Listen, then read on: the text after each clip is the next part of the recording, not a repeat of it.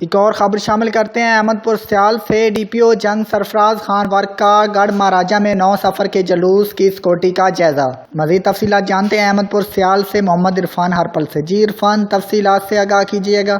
अहमदपुर सियाल DPO जंग ने 9 सफर के जुलूस का सिक्योरिटी इंतजामात के हवाले से जायजा लिया। जुलूस के रूट का विजिट किया और ड्यूटी पर मौजूद पुलिस अफसरान व अहलकारान को ड्यूटी से मुतल्लिक हिदायत दी और सिक्योरिटी इक़दामात पर इत्मीनान का इजहार किया। पुलिस अफसरान को मुंतज़िमीन और जुलूस आर्गेनाइज़र से राब्ते में रहने की हिदायत की और तमाम सुपरवाइजरी ऑफिसर ड्यूटी को बार बार चेक करें और ड्यूटी के मुतल्लिक ब्रीफ भी करें। सिक्योरिटी और सेफ्टी पर कोई समझौता नहीं होगा। कोताही पर मुतलका सुपरवाइजरी ऑफिसर के खिलाफ कार्रवाई होगी। डीपीओ जंग कैमरामैन टीम के साथ मोहम्मद इरफान हरपल, सिटी 5 टीवी, अहमदपुर सियाल।